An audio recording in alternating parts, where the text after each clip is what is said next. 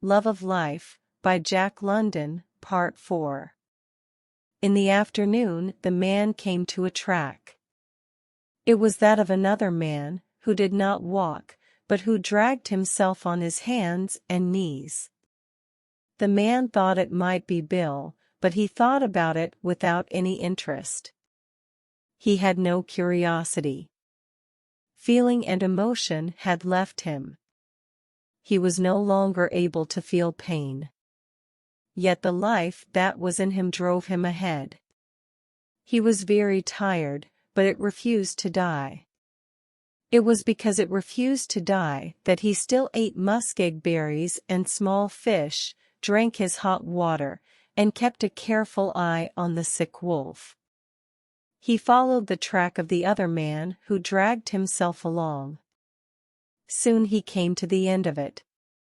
There were a few freshly cleaned bones where the grass was marked by the footprints of many wolves.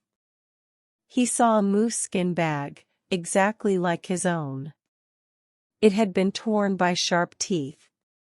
He picked it up, although its weight was almost too much for his weak fingers. Bill had carried it to the end. Now he would have the last laugh. He would live and carry it to the ship in the shining sea. He laughed aloud, making an inhuman sound, and the sick wolf howled with him. The man ceased suddenly. How could he laugh at Bill, if that were Bill, if those bones, so pinky white and clean, were Bill? He turned away. Bill had deserted him. But he would not take the gold, nor would he eat Bill's bones. Bill would have done so, however, had their situations been exchanged. He came to a pool of water. Bending over it in search of fish, he threw his head back as if he had been struck. He had caught sight of his face in the water. So awful was it that his feelings were stirred long enough to be shocked. There were 3 fish in the pool, which was too large to empty. After several attempts to catch them in his tin container, he stopped. He was afraid, because of his great weakness, that he might fall and sink into the water. It was for this reason, too, that he did not trust himself to ride down the river atop one of the many logs to be found along its banks. That day he lessened the distance between him and the ship by 3 miles. The next day he traveled only 2 miles, because he was now dragging himself on his hands and knees as Bill had done. At the end of the 5th day, the ship was still 7 miles away. He was unable to travel as much as a mile a day. However, the summer weather continued, and he continued to move toward the ship. And always the sick wolf coughed at his heels. His knees had become red meat like his feet. Although he bound them with the shirt from his back, it was a red track he left behind him on the grass and stones. Once, glancing back, he saw the wolf licking his bloody track hungrily. He saw clearly what his own end might be, unless he could kill the wolf. Then began as awful an event as has ever been told, 2 sick creatures dragging their dying bodies across a wasteland and hunting each other's lives. Had it been a well wolf, it would not have mattered so much to the man. But the thought of feeding the mouth of that nearly dead thing was hateful. His mind had begun to wander again, and he was troubled by hallucinations. His reasonable moments grew shorter. He was awakened once from a faint sleep by a cough close to his ear. The wolf leaped back, losing its footing and falling in its weakness. It was a funny sight, but he could not laugh.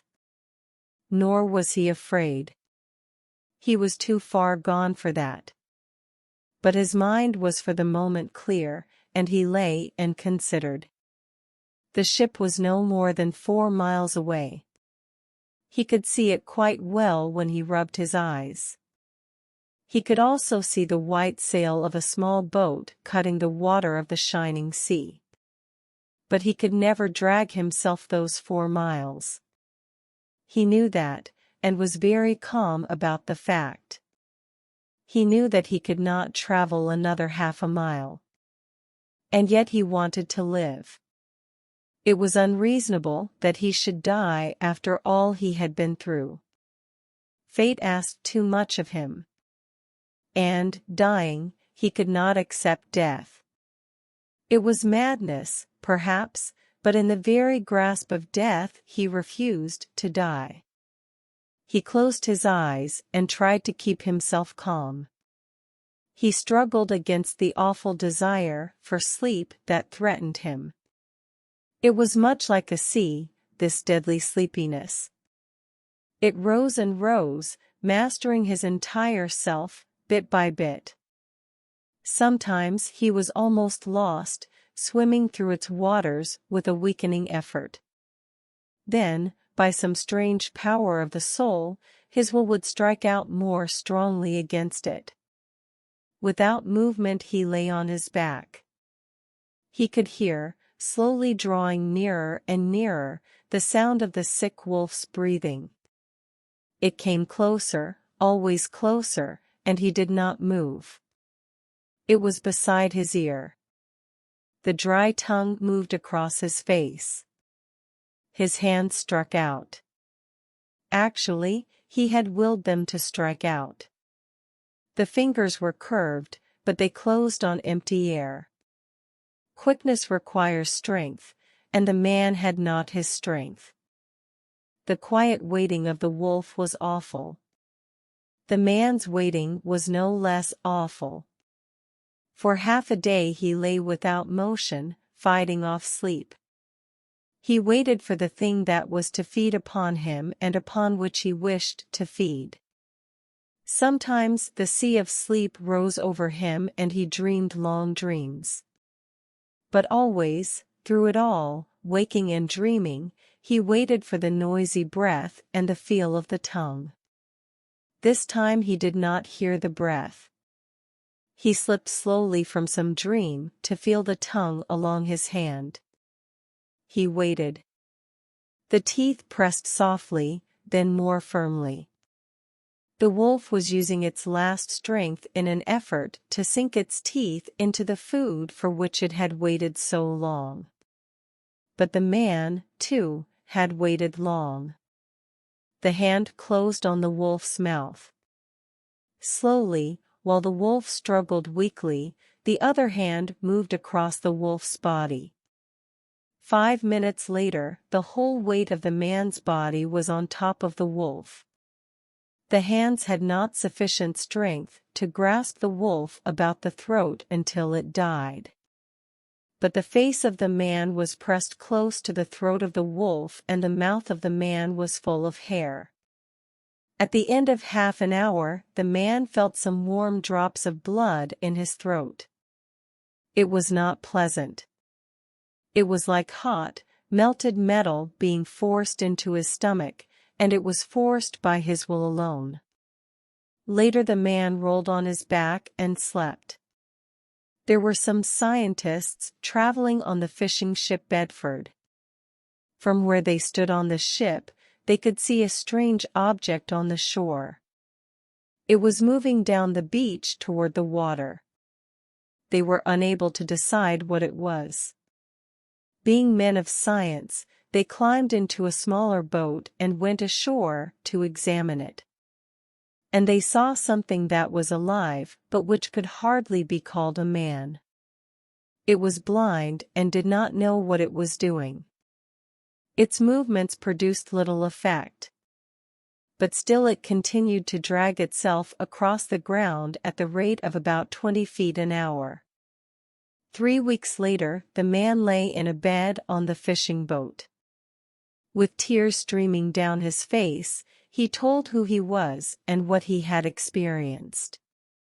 He also talked without meaning about his mother and a home in California among the flowers. The days were not many after that when he sat at table with the scientists and the ship's officers. He delighted in the sight of so much food and watched it carefully as it went into the mouths of others. With the disappearance of each mouthful, an expression of sorrow came into his eyes. He was not mad. However, he hated those men at mealtimes. He was afraid that there would not be enough food. He inquired of the cook, the cabin boy, the captain, concerning the food supply. They reassured him numerous times. But he would not believe them and went into the kitchen to see with his own eyes. It was noticed that the man was getting fat. He grew bigger with each day. The scientists shook their heads and gave their opinions on the problem. They limited the amount of food given to the man at his meals, but still his weight increased. The seamen smiled.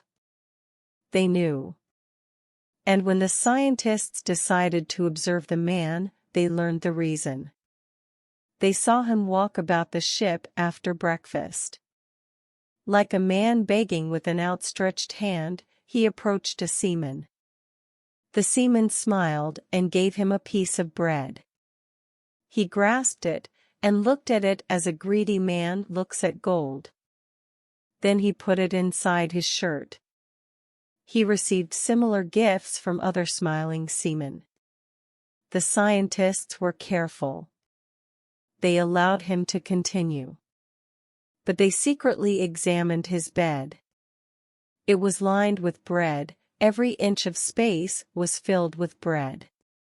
Yet he was not mad. He was preparing for another possible famine, that was all. He would recover from it, the scientists said.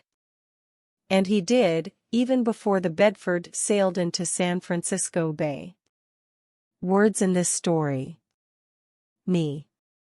The joint that bends at the middle of your leg. Curiosity. The desire to learn or know more about something or someone. Footprint. A track or mark left by a foot or shoe. Howl. To make a long, loud cry that sounds sad. Cease. To stop doing something. Desert. To leave and stop helping or supporting someone or something. Bend. To move your body so that it is not straight. At his heels. Following someone very closely. Tongue. The soft, movable part in the mouth that is used for tasting and eating food and in human beings for speaking. Curved. Having a rounded shape. Throat. The front part of the body between the head and the part of your body where your arm is connected. Sail. A large piece of strong cloth that is connected to a ship or boat and that is used to catch the wind that moves the ship or boat through the water. Madness. Behavior or thinking that is very foolish or dangerous. Shore. The land along the edge of an area of water. Sorrow. A feeling of sadness or grief caused especially by the loss of someone or something. Inquire. To ask someone a question. Cabin boy. A boy whose job is to serve a ship's officers or passengers. Seaman. Experienced sailors. Beg. To ask people for money or food. Famine. A situation in which many people do not have enough food to eat.